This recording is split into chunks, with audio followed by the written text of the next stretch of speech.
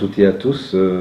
Très heureux de pouvoir communiquer par ce biais, tout en regrettant que je n'ai pas pu, comme j'avais prévu, être parmi vous aujourd'hui. Bon, l'actualité parlementaire fait que bon, j'ai voulu rester auprès de mes camarades de groupe pour essayer, et de la NUPES en général, pour essayer de faire tomber cette réforme. Malheureusement, peut-être que nous n'aurons pas l'occasion de nous attaquer à ce fameux article 7. La réalité parlementaire étant ce qu'elle est. Donc en tout cas, bon, j'aurais peut-être un message à faire passer, mais tout d'abord remercier l'Université des Antilles, d'une part, remercier surtout le professeur Fred Reynaud de m'avoir invité, mais au-delà de mon invitation, ce n'est pas une simple question d'orgueil, c'est aussi le remercier d'une part d'avoir voulu associer la Martinique et la Guadeloupe dans la réflexion, d'avoir pris cette orientation un peu écologiste, puisqu'il a tenu à inviter 2 élus écologistes, et j'en profite pour saluer mon ami Harry Durimel, et puis d'avoir, in fine, posé aussi la question politique, enfin, d'un point de vue politique. Moi je crois que c'est très important, puisque bon, depuis ce fameux non-lieu, je pense qu'on est un peu arc-bouté à l'orientation un peu judiciaire. Encore que je ne sais pas s'il faille faire une distinction entre le politique et le judiciaire. Moi je pense qu'il y a une imbrication. Je vais prendre pour exemple la question que j'ai eu l'occasion de poser au gouvernement, question orale, au moment où il y avait une réquisition du ministère public demandant ce non-lieu. Il ne faut pas qu'on oublie. Alors Carinco, il a beau jeu de dire après, c'est pas moi, c'est eux, il y a la séparation des pouvoirs. Mais c'est pas vrai. Le gouvernement l'a demandé parce qu'il a souhaité, il l'a demandé à travers la réquisition du ministère public, un non-lieu, bien sûr, demande de non-lieu qui a été satisfaite par le juge d'instruction du pôle santé publique du tribunal judiciaire de Paris. Donc ça c'est la première chose, donc l'intérêt à mon avis d'essayer d'avoir cette réflexion politique, et je remercie vraiment le professeur Fred Reynaud d'y avoir pensé. Quand on parle de la dimension politique, bien sûr il faut parler de l'origine même de cette crise. Je crois que son origine est fondamentalement politique, est liée à un modèle économique et social, est liée à un système que nous connaissons depuis des lustres, j'y reviendrai. Quand on parle de dimension politique, il faut voir aussi comment se positionnent les organisations politiques diverses et variées par rapport aussi à la mobilisation dans la société civile sur cette question, au-delà et en dehors, bien sûr, des aspects judiciaires avec tous les recours que l'on sait, dont je tiens à saluer l'un d'eux, c'est celui porté par ce qui est devenu aujourd'hui le lienage pour dépolluer Guadeloupe, qui a gagné sur cette question de l'anxiété générée par ce scandale du chlordécone. Et puis enfin, voir s'il n'est pas nécessaire aujourd'hui, c'est la 3e dimension politique de l'affaire, de tracer vraiment des perspectives quant à la nécessité d'un autre système, d'un autre modèle, c'est-à-dire être dans le casse-côte, dans la rupture, dans la nécessaire transformation du système, avec fortement imprégné, je dirais, d'éléments de colonialité. Alors s'agissant des origines, je vais, sans inventer, reprendre quoi que ce soit, reprendre un petit peu le concept de l'habité colonial tel que développé par le courant de l'écologie décoloniale, porté notamment par ce jeune chercheur martiniquais Malcolm Ferdinand. Et je cite, « L'habité colonial, dit-il, écrit-il, c'est une manière violente d'habiter la terre, asservissant des terres, des humains et des non-humains au désir des colonisateurs. » Et plus loin, je cite encore, « L'essor de l'usage global des pesticides, dont le chlordécone, aux Antilles, dans la seconde moitié du XXe siècle, se trouve intimement lié à l'histoire coloniale de la Guadeloupe et de la Martinique.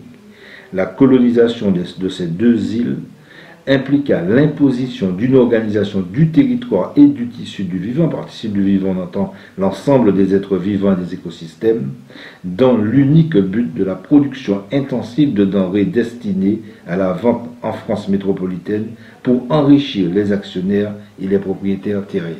Alors ça veut dire que, d'après ce que je comprends, il y aurait effectivement une relation entre l'État, dans sa dimension coloniale, avec des intérêts capitalistes coloniaux, ceux qu'il convient de désigner, pour aller vite, hein, on ne va pas tourner autour du pot, ce qu'on appelle la fameuse classe socio-ethnique, je veux parler, bien sûr, des béquets singulièrement fortement implantés en Martinique. En fait, il faut dire effectivement qu'il y a toujours eu, et pourquoi cette imbrication depuis Richelieu entre l'État français et les intérêts, je veux dire, coloniaux, notamment les intérêts des béquets, et contrairement à l'aspiration, je veux dire, mulâtre d'une société égalitaire, faisant le pari d'une possible assimilation, on sait que même depuis 1946, les choses n'ont pas tellement changé, ou tout au moins si elles ont changé, c'est pour qu'évidemment que rien ne change. Et ça, il faut le dire, et la question du chlordécone le démontre s'il en était besoin. Alors, on pourrait se dire, et beaucoup de gens le pensent, que oui, mais est-ce que la question du chlordécone, dans ces conditions d'émergence, est une question qui serait singulière, spécifique à la Martinique et la Guadeloupe, spécifique à cette dimension coloniale, ou est-ce que c'est une problématique qui rejoint celle qu'on a connue, par exemple en France hexagonale, comme l'affaire de l'amiante, du sang contaminé, etc. Nous disons que non, pour deux raisons, parce qu'il n'y a pas en fait de coupure, c'est ça en fait. On ne peut pas opposer la logique capitaliste productiviste avec une logique coloniale. C'est-à-dire que cette logique, la logique coloniale n'est que le prolongement d'une logique productiviste et capitaliste. Déjà on oublie qu'y compris dans la théorie marxiste, le lien fait dans la phase d'accumulation primitive du capital, et puis après en aval par le fait de, c'est Lénine qui disait, bon, excusez-moi de peut-être faire ressusciter de vieilles lunes, mais des fois, bon canari qu'a fait bon vieux canari qu'a fait bon sucre, que enfin l'impérialisme était le stade suprême du capitalisme. Et donc il y a un lien forcément. Mais il y a des spécificités et une singularité fondamentalement coloniale. Et sur cette question du chlordécone, bien évidemment, c'est une évidence. Je suis persuadé que, bien sûr, si ce problème s'était posé dans un département français de l'Hexagone, ben, est-ce que bon, les réactions ont été les mêmes? Alors on va me dire oui, amiante, sang contaminé, sauf que sur toutes ces questions-là, même sur la question du sang contaminé, c'est un élément que j'ai évoqué lors d'une question, de ma question au gouvernement concernant justement la réquisition du ministère public. Il y a quand même sous le sang contaminé, même s'ils ne sont pas coupables, mais il y a des responsables. Il y a pour toutes ces affaires des sanctions. Il y a pour toutes ces affaires des procédures. Alors que nous, en aval, y compris en aval, eh bien, on nous oppose de non-lieu, c'est-à-dire ça n'a rien à voir, allez voir ailleurs. Et qui défend l'État? Parce que l'État, à travers le président de la République, n'est-ce pas, a voulu reconnaître, en fait, en quelque sorte, sa faute, qu'il pense réparer à travers les fameux 4 plans chlordécone, mais en s'évertuant bien sûr à protéger les responsabilités éventuellement privées et en s'évertuant du point de vue de la sphère économique, mais en s'évertuant également à protéger les responsabilités au sein même de l'appareil d'État, s'agissant d'hommes politiques qui aient été ministres ou ayant occupé d'autres postes au sein même du système étatique. Donc, ça c'est sur le premier volet, c'est-à-dire l'émergence très politique. Comment ce sont des conditions politiques qui ont favorisé ce scandale du chlordécone. Alors, sur les réactions, bien sûr, on sait qu'elles ont été, je ne vais pas reprendre tout l'historique de la question du chlordécone, mais sur les mobilisations, elles sont parties effectivement de certain nombre d'associations, de groupements qui ont introduit un certain nombre de recours, et jusqu'à, évidemment, cette mobilisation d'un certain nombre de jeunes Martiniquais autour de ce qu'on appelle les rouges verts noirs pour contester ce qu'il convient d'appeler un scandale. Et là, j'y reviendrai parce qu'on le voit bien que le deux poids, deux mesures continue, parce que d'un côté, on ne veut pas établir les responsabilités pour sanctionner, on ne veut pas que la justice passe s'agissant des responsables de ce scandale, quand on n'hésite pas à sanctionner très fortement celles et ceux des jeunes qui se sont élevés contre cette réalité inique et inadmissible, intolérable.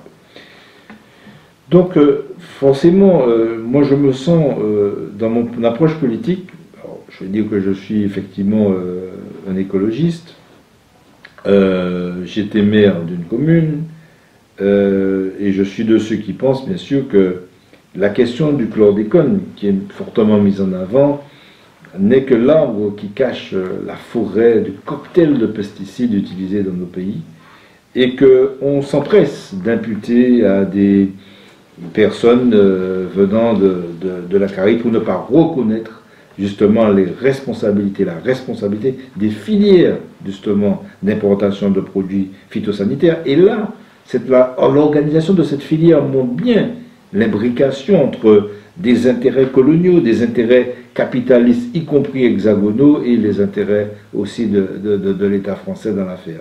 Puisqu'on sait bien que les fameux béquiers sont importateurs de produits phytosanitaires produits par des firmes pharmaceutiques en Europe ou singulièrement en France et revendus à nos agriculteurs pour polluer nos terres et quelquefois aussi générer des problématiques sanitaires au niveau de nos pays. Donc on le voit bien, cette imbrication, ces imbrications. Donc les réponses politiques sont là. Alors moi je crois que nous en tant qu'élus, il faut qu'on porte aussi ces combats au cœur même de l'État, à travers nos activités parlementaires. Nous aussi, s'agissant des élus locaux, je disais que j'ai été maire, il faut qu'on porte ces combats, et il faudrait effectivement, je le dis, je ne suis pas plus courageux que notre, mais quand j'ai eu l'occasion en tant que maire de prendre un arrêté d'interdiction des pesticides sur 2 portions du territoire préchotin, seuls 2 maires en Martinique m'ont soutenu, je ne vais pas dire lesquels pour ne pas fâcher les autres, mais là aussi, je crois que les municipalités sont un levier d'action intéressant. Et justement parce que, en fait, même si nos actions trouvent à être, les fameux arrêtés trouvent à être annulés par des tribunaux administratifs à la demande des préfets, mais il y a aussi un aspect, je veux dire, pédagogique. Nous faisons la démonstration, en réalité, pourquoi les tribunaux administratifs essaient d'interdire les arrêtés des maires. Parce que ce qu'ils veulent dire, alors ils nous parlent de police spéciale, de police générale, police spéciale qui relèverait des ministères. Mais ce dont ils ont peur, justement, c'est que les maires, qui forcément sont proches des gens, des populations quelquefois exposées à ces pratiques culturelles, eh bien, fassent pression sur des maires qui prennent des décisions dans l'intérêt des populations contre les intérêts capitalistes des firmes multinationales et de leurs intermédiaires, etc. Et qu'ils préfèrent que ça soit géré par les ministres, parce que les ministres, en fait, ils subissent les lobbies capitalistes lorsque les maires subissent, pour faire un parallèle rapide et simple, subiraient le lobbying des citoyens et des citoyennes. C'est ça dont ils ont peur. C'est pour ça qu'ils font cette distinction juridique entre police spéciale, police générale, etc. Aujourd'hui, d'ailleurs, je salue l'action qui est menée par un certain nombre de maires, notamment des maires écologistes, sur la question de la molécule comme pouvant porter, lorsqu'elle va sur une propriété, c'est-à-dire vous pouvez éventuellement, dans votre champ, utiliser des molécules, mais pourquoi ces molécules devraient aller chez le voisin? Donc, au nom, sur le fondement du droit de propriété, il y a des maires qui ont fondé leur arrêté sur ce principe du respect de notre propriété et qui pourraient gagner, mais je crois que là aussi, nous avons les maires, et je salue notamment mon ami Harry Durimel, je sais que c'est un excellent, brillant avocat, et je sais aussi que c'est un excellent maire, et que je pense effectivement qu'en tant que maire, en tant que municipalité, il y a peut-être une réflexion à mener, et d'ailleurs je suis de ceux qui pensent, mais bon, c'est pas le sujet qu'on doit aborder aujourd'hui, qu'il faut aller vers un véritable municipalisme sur le principe du fameux municipalisme libertaire, parce que les communes sont des espaces de conquête d'espaces de souveraineté et de mise en œuvre de politiques publiques salutaires dans l'intérêt de nos populations. Alors oui, je pense que les élus doivent être en lien avec le mouvement social, et c'est pour ça que je dis que je m'inspire beaucoup des préconisations à la fois du lianage pour des problématiques, mais aussi pour le collectif, des ouvriers empoisonnés, qui d'ailleurs ont beaucoup apporté dans tout ce qu'ils ont pu apporter comme réflexion. On sait que la reconnaissance, par exemple, d'un certain nombre de maladies, comme des maladies professionnelles liées justement à l'empoisonnement aux pesticides et singulièrement au chlordécone, est une avancée que l'on doit au collectif qui mène des combats, je le dirais, salutaires. Après, donc, sur mon troisième axe, je crois que cette question du chlordécone doit nous inviter à repenser le système tel qu'il est. Alors on voit qu'aujourd'hui, nous sommes à la croisée des chemins, puisqu'en tant que parlementaires, il y a une volonté des parlementaires des 10 Outre-mer de faire corps, de se rassembler pour établir un rapport de force. Il y a la déclaration des exécutifs des 10 Outre-mer autour de l'appel de Fort-de-France, donc tout cela pourrait converger. Mais je crois très sincèrement qu'il y a un problème dans la manière, de la vision qu'on peut avoir du politique aujourd'hui, et on le voit bien, c'est-à-dire qu'on cache une réalité coloniale derrière des solutions soi-disant strictement techniques sanitaires. On le voit bien aussi que nos populations ne croient plus à ce discours technocratique de l'État.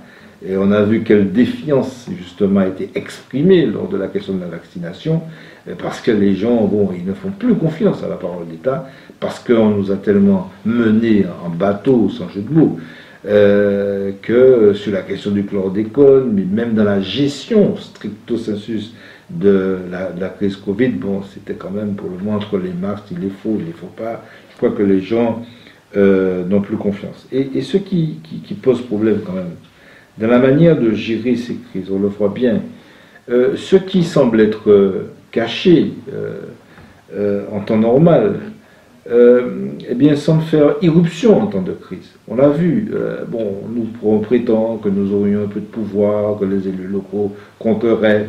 On l'a vu en tout cas en Martinique, pour ce que j'ai pu constater, la crise Covid a été essentiellement gérée par l'appareil d'État, par l'État local, notamment à travers la préfecture. C'est-à-dire que c'est pour ça qu'il faut poser des questions en termes d'écologie décoloniale. Et je rends hommage à Garcin Malsa, qui très tôt a pensé, d'ailleurs c'était l'un des pionniers de l'écologie, et y compris en France, parce que je rappelle que c'était le premier élu écologiste du système étatique français, qui était l'ami de René Dumont, et d'avoir dit que la question de la souveraineté est consubstantielle de la question de l'écologie. La question de la réduction des dépendances est consubstantielle de la question de l'écologie.